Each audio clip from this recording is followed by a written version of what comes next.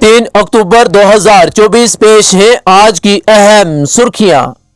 مرکزی وزیر داخلہ امیت شاہ نے بدھ کے روز جموں و کشمیر کے اسمبلی انتخابات کے تیسرے مرحلے میں بے مثال ووٹروں کے ٹرن آؤٹ پر جموں و کشمیر کے لوگوں کو مبارکباد پیش کی ہے۔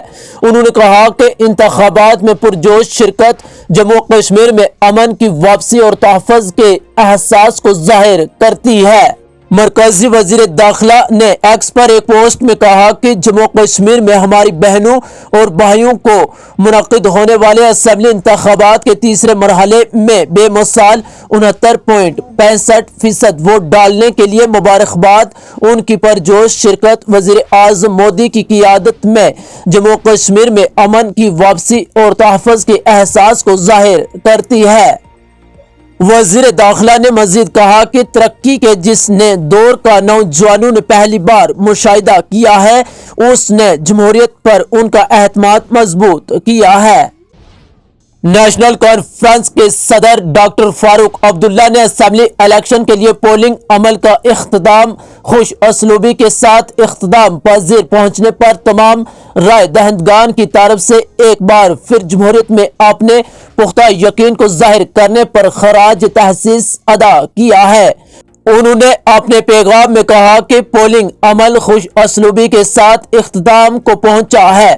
میں اس لمحے پر ہر ووٹر کا تہہ دل سے شکریہ ادا کرنا چاہتا ہوں، جنہوں نے اپنا ووٹ ڈالنے اور اپنی آواز سنانے کے لیے وقت نکالا اور ایک بار پھر جمہوری عمل میں اپنے اعتماد کا اظہار کیا ہے۔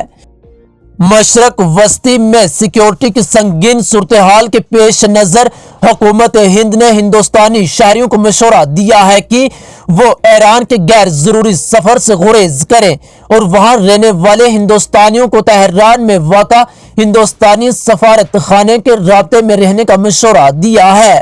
وزارت خارجہ کی طرف سے بدھ کے روز یہاں جاری کردہ ایڈوائزری میں کہا گیا ہے کہ ہم خطے میں سیکیورٹی کی صورتحال میں حالیہ اضافے پر گہری نظر رکھے ہوئے ہیں۔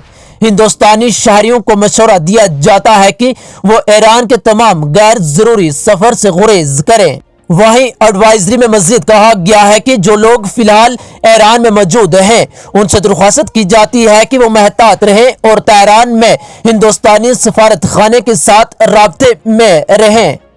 کہا اسمبلی انتخابات میں نئی تاریخ رقم ہوئی، لوگوں نے ووٹ ڈالنے کی طاقت کو سمجھ لیا۔ L G سہنا۔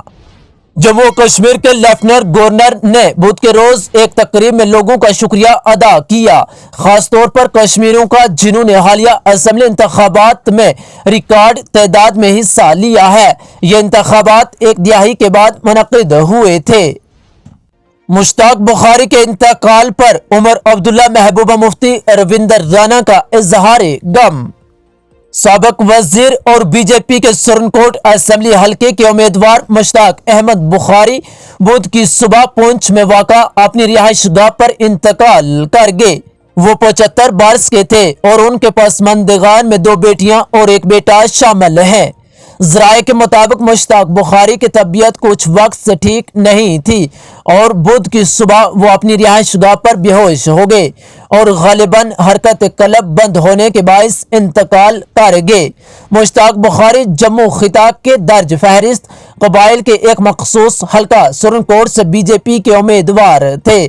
اس نشست کی پولنگ 25 ستمبر کو ہوئی۔ 2 بار وزیر رہنے والے مشتاق بخاری نے 4 دہائیوں کی رفاقت کے بعد نیشنل کانفرنس سے ناطہ توڑ کر سال رواں کے ماہ فروری میں بی جے پی میں شمولیت اختیار کی تھی۔